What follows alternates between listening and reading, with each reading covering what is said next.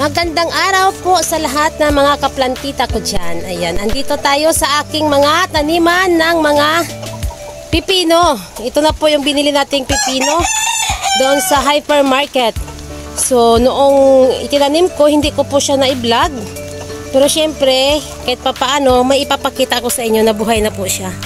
Nakalimutan ko kasi na naitanim ko na siya bago ko siya naisip na iba-vlog ko pa pala siya. Pero ayan, ito na po siya, ang ating pipino na nabili doon sa hypermarket na pinaghahanap namin ng mga sales lady doon. Ang hirap hanapin kasi ang daming mga seeds. Kasi itong variety kasi ang hinahanap ko na pipino. So mayroon namang iba-iba kasing variety ng mga pipino. So ito yung napili ko. Ayan, buhay na po yung ating pipino. Ganyan na po, oh, kalaki, grabe. Naglagay ako ng balag. Ayan po ang balag ng ating pipino, oh. Wow, umuulan. Umuulan. Ayan, i-update lang natin sila today kasi malalaki na. Ayan po yung ating pinagtaniman, ang ating mga sako. Ayan, saglit, silipin natin dito. Ayan, oh. Ayan po ang ating mga pipino dyan. Yan. Ganyan, sa sako. Sa sako, ganyan po lahat. Ayan, gumapang na. Ang laki na. Ganyan kalaki na ngayon ang ating mga pipino. So, kawayan po yung ginamit nating pangbalag sa ating mga pipino. Wow, grabe, ang ganda. Ang lusog, ano? Ang tataba. Ang taba ng pipino. Katabi niya po yung ating mga cauliflower. At saka ang ating mga Chinese kangkong. Wow, ilang puno ito? 5. 5 puno, 5 paso, ay 5 sako ang pinagtaniman ko. Pero yung nakalagay ay 3. Kasi malaki naman po kasi ang sako. Kaya kahit 3 po ang ilagay mo dyan, pwede sa mga pipino. Ayun, subok ko na po yan dahil matagal na po ako nagtatanim ng pipino. Malalaki po ang nagiging bunga. Ito, ayan, oh, 3 dito, 3. Pero nakita niyo naman ang lusog, di ba? Ayan, umuulan. Nababasa na yung ating kamera. Okay, mga langga, sa sunod na araw mag-update tayo ulit dito sa ating mga pipino na ito, kung sila po ay may bulaklak na or may bunga na. Ayan. Ayan, napakaganda ng ating mga tanim. Tara na mga langga. Mababa na tayo, umuulan na. Ayan, maglalagay pa tayo sa sunod na araw dyan ng mga tali. Tatalian natin yung ating mga pipino kung gagapang dyan. Ayan, babalik tayo sa sunod na araw. Good morning! Okay, andito tayo ulit. Nagbabalik tayo sa ating mga naitanim na mga pipino. Wow, ang ating pipino, ang bilis lumaki. Tara, labitan natin yung ating pipino. Ayan ang ating pipino, oh, wow. Ayan, no, ang tangkad na ng pipino natin. Parang kailan lang na i-update natin sila. So ngayon, ito na po ang ating mga pipino. Ayan, no, nagbubulaklak na po yung ating pipino. Ayan, ang daming bulaklak. Ayun, no.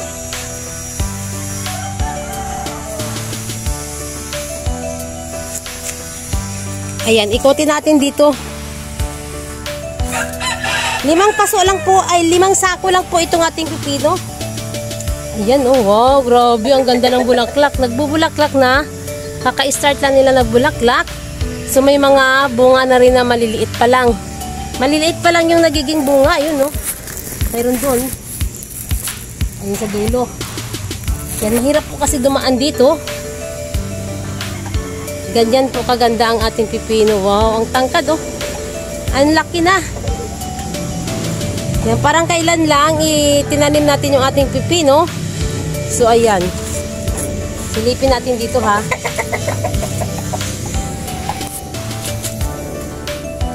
Ayan, mga langga. Ganyan po katangkad yung ating pipino.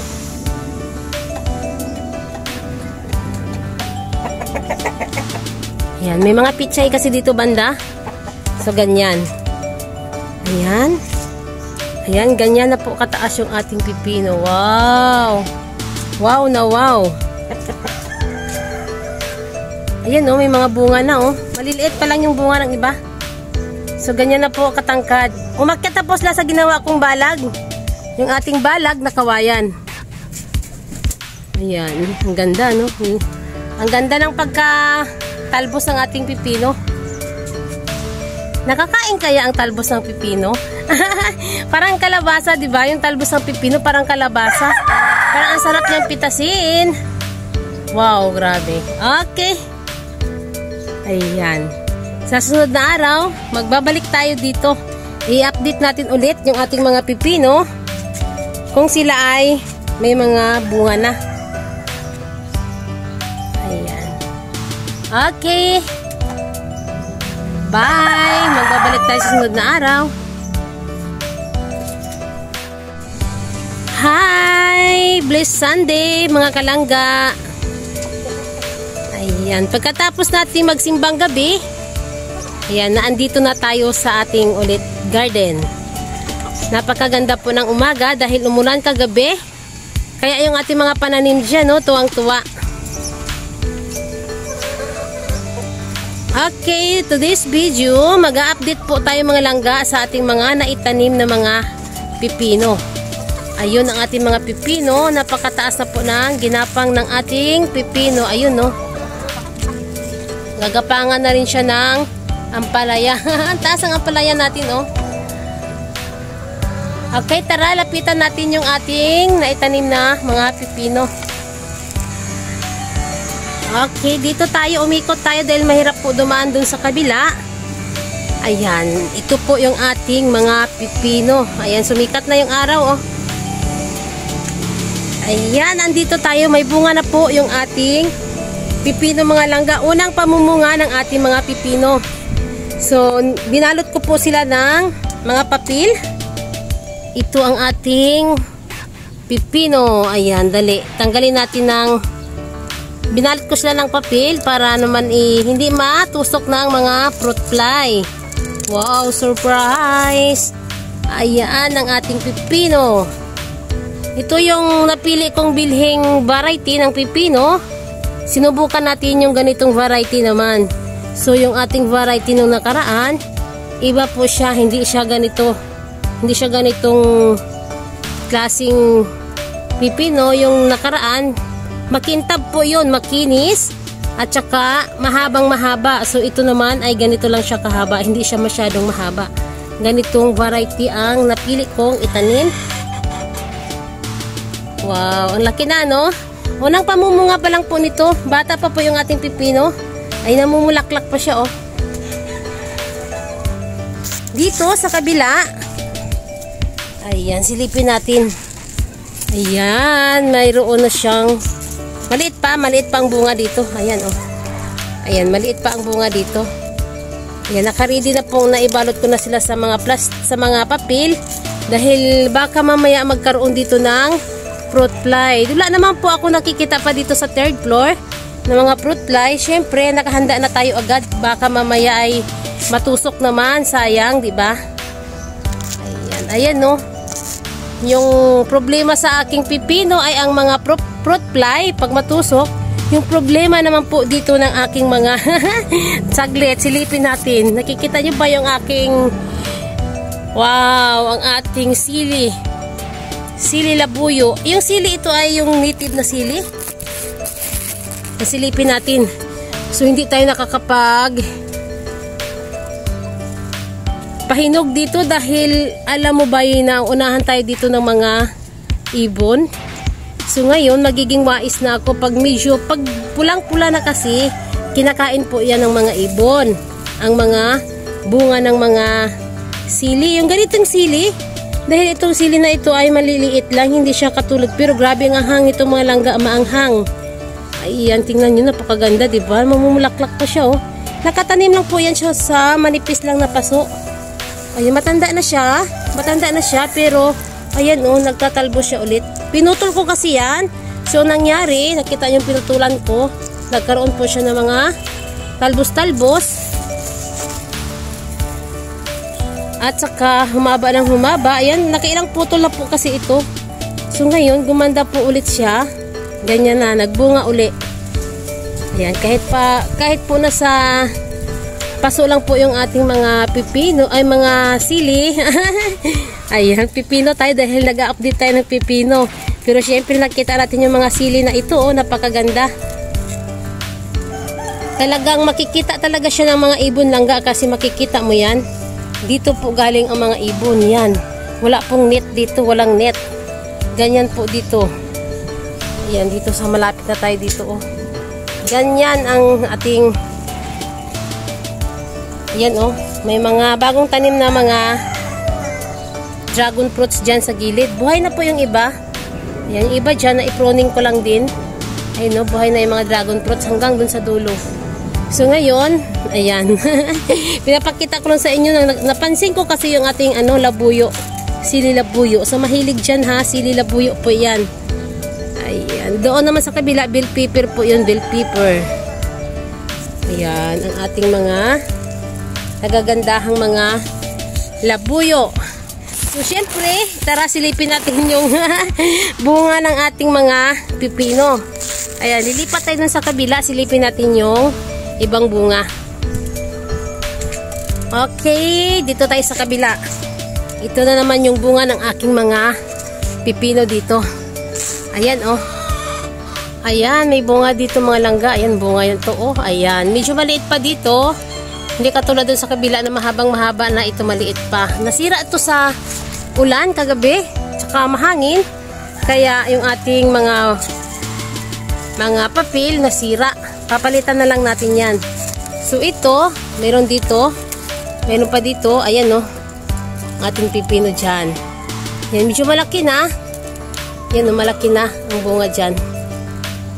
Ayan. Papalitan natin yung mga papel natin. Mga nasira na sa sa ulan kagabi. Siyempre, na malakas din ang hangin dito. Kaya ganyan ang nangyayari. Ito, may bunga pa dito. Ayan, kakabuka lang po na ang kanyang bulaklak ng ating babaeng pipino. So, ang mangyayari dyan, kumuha ako ng katulad dito. Ayan, kumuha tayo ng lalaking bulaklak ng pipino. Ipapaasawa po natin dyan sa babae na yan. Parang katulad din siya sa sa kalabasa. Pag mayroong lalaki, kasi wala nagpo-pollinate dito sa taas, ilalagay po natin dyan. Katulad sa kalabasa, ipapaasawa natin dyan sa ating pipino na yan.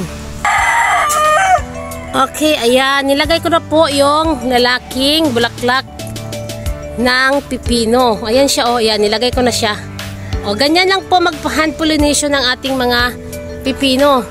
So, dahil hindi naman talaga dito nagkakaroon ng mga bubuyog, hindi ko alam kung saan talaga pwedeng manggaling ang mga bubuyog dahil wala akong nakikita dito sa rooftop. Yan ang mahirap dito sa taas dahil bihira lang po may bubuyog na maliligaw dito. Kaya ako, ang ginagawa ko pag may babaeng pipino, nag-hand pollination na lang po ako para mabuo. Mahirap makabuo dito sa taas dahil mahangin. Sobrang hangin dito, lalo na pag ito nalalaglag po yan, nalalaglag po ang mga kaya tinatalian ko, nakita nyo. Pag lumakas po yung hangin, galing doon sa kabila na yon, siya grabe, parang nagduduyan po itong aking mga pipino. Ang hirap po dito sa rooftop dahil mahangin. Kaya yung ating mga bulaklak, minsan nalalaglag sila. Ayan. So, syempre, blessed naman tayo dahil nakapagpabunga tayo kahit papaano. Ayan. Ito, sa sunod na araw, mga 2 days pa, pwedeng-pwede na po itong ating napakagandang pipino, napakakinis. Okay, mga langga.